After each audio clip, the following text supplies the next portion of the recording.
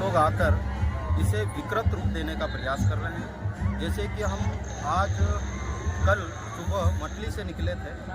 मटली में इंदल जो होता है उसको इंद्रदेव का रूप दे दिया गया। ये कहीं न कहीं षड्यंत्र के तहत किया जा रहा है और हमारी परंपरा को, हमारी पहचान को या तो मिटाने का या बदलने का प्रयास किया जा रहा है। तो ऐसे लोगों को हम कहना चाहते हैं कि यदि हमारे बीच में आना है, स्टडी करना, रिसर्च करना है तो सही रूप में आइए और उसको रिसर्च कीजिए और सही रूप में दुनिया के सामने ले जाइए। नहीं तो ये आने वाले समय में हमारा युवा जाग चुका है। जो हमारे समाज में इस प्रकार की गतिविधियों को अंजाम देने के लिए आ रहे हैं उनको सबक सिखाएंगे और वो लोग संभल के हमारे बीच में आए। यदि हमारी परंपरा को संरक्षण देने के लिए आते हैं तो अच्छी बात है, 10 बार स्वागत है। लेकिन हमारी परंपरा को नुकसान पहुंचाने के लिए, मिटाने के लिए या बदलने के लिए आते हैं तो वो लोग सतर्क हो जाए। अब युवा जाग गया है और उन युवाओं के साथ में सारे बौद्धिक वर्ग जुड़ चुके हैं और ये हमारी परंपरा को मिटने से हम चुप रहने वाले नहीं।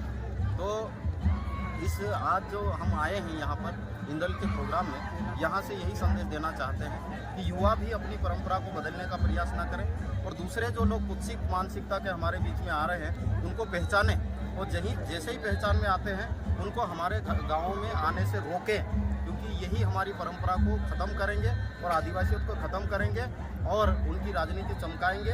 और हमारा जैसे जय जौहर का नारा है, भारत देश हमारा, हम नारा लगाते हैं, उसको चरितार्थ करने से रोकेंगे। तो हम अभी चूँकि स्वतंत्र होकर लड़ाई लड़ रहे हैं तो हम हर हद से गुजरने के लिए तैयार हैं, लेकिन हिंसा का मार्ग कभी नहीं अपनाएंगे। कलम की लड़ाई लड़ेंगे और ये जंग हम जीतेंगे और हमारी आदिवासियत को बचा के रखेंगे। ये सारे युवाओं के सामने हम कह रहे हैं। धन्यवाद सर। आपका परिचय? सर आपका मेरा नाम पोरलाल खरते, पूर्व राज्य कर अधिकारी एवं सामाजिक कार्यकर्ता। और मेरे साथ में यहाँ के जो अंजराड़ा और आसपास के इलाके के लोग हैं, पार्टी बेल्ट के लोग हैं, बड़वानी के लोग हैं, वो सारे के सारे यहाँ पर है। जनपद सदस्य है, जिला पंचायत सदस्य है और सरपंच है, पंच है। तो ये हमारे समाज के जो जनप्रतिनिधि हैं उन्होंने भी सही राह पकड़ ली है। पहले एक समय अलग हुआ करता था कि सिर्फ इस्तेमाल किया जाता था हमारे जनप्रतिनिधियों का, लेकिन अब ऐसा नहीं रहा। हमारे जनप्रतिनिधि पूरी सोच के साथ में। सर आपका यात्रा निकालने का क्या उद्देश्य है? हमारा जो यात्रा निकालने का उद्देश्य, जैसे एक शब्द हमने लिखा है संस्कृति, तो हमारी जो परंपरा है, जो भारत देश की मूल परंपरा है, उसमें किसी भी समाज और जाति की परंपरा हो, लेकिन अपनी अपनी मूल संस्कृति बचना चाहिए। शर्त एक ही है कि वो प्रासंगिक होना चाहिए। यदि प्रासंगिक नहीं है तो उसको रोकना चाहिए, लेकिन जो प्रासंगिक चीज़ है उसको आगे बढ़ाना चाहिए। तो संस्कृति, प्रकृति, संविधान और लोकतंत्र संरक्षण अनवरत यात्रा लेके चल रहे हैं और जगह जगह पे जाके सीखने का ही प्रयास कर रहे हैं। आज इंदल के कार्यक्रम में आए हम, तो सारे पूजा पाठ से लेकर सारे लोग किस तरह से आए हैं, इस इलाके में किस तरह का पहनावा है और यहाँ के लोग किस तरह से रहते हैं, ये सारी चीज़ें आज हमको सीखने को मिली। और साथ ही साथ हमारा जो पारंपरिक वाद्य यंत्र है, ढोल, उसको बजाने का, उसकी धुन पे नाचने का भी अवसर मिला।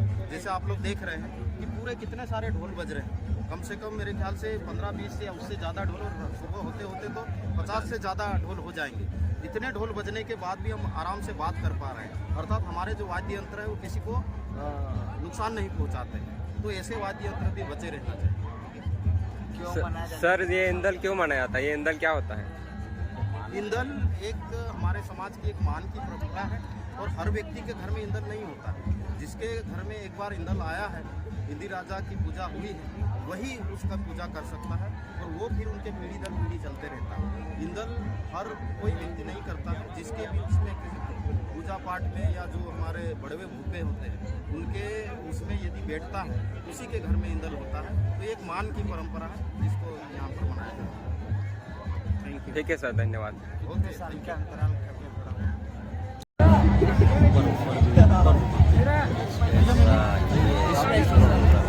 ये फोटो भेज देते हैं।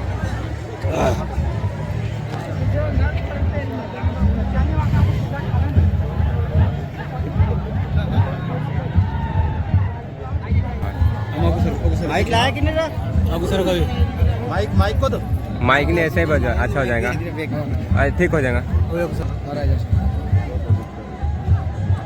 आज हम अंजराड़ा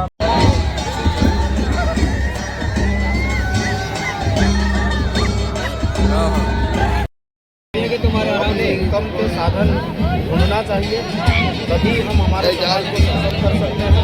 और यदि नौकरी के भरोसे बैठे रहेंगे तो मध्य प्रदेश में आप देख रहे हैं 15-20 साल से बेगला के पदों की भर्ती हुई नहीं, और आने वाले समय में भी ये पद भी निकल जाएंगे, 1.5 लाख पद भी निकल जाएंगे, लाखों लोग बेरोजगार हैं। तो ऐसी स्थिति में हमको छोटे छोटे व्यवसाय करने की ज़रूरत है। ये जैसे दूसरे लोग कह रहे हैं कि चाय बेचो, चाय बेचने वाला प्रधानमंत्री बन जाता है, तो हमारे भी समाज का नौजवान युवा चाय बेच रहा है, तो ऐसे उम्मीद करते हैं कि ये भी आने वाले समय में वो बनना चाहिए। लेकिन यदि ये काम करेंगे तो समाज सक्षम जरूर होगा। ये लाभ का धंधा है, भले चाय बेच रहे हैं हम, चाय में दूध, शक्कर और चाय पत्ती लगती है, जितनी लागत होती है उससे 3 गुना 4 गुना इनका प्रॉफिट होता है। ये लाभ का धंधा ऐसे हमारे समाज के युवाओं को करना पड़ेगा। तो इस संविधान लोकतंत्र यात्रा के माध्यम से हमारे समाज के युवाओं को संदेश देना चाहते हैं कि शर्म मत कीजिए। आप कोई भी काम दुनिया में छोटा नहीं होता है, हर काम को आप कीजिए जहाँ पर हमारा फायदा होता है, समाज सक्षम होता है। धन्यवाद।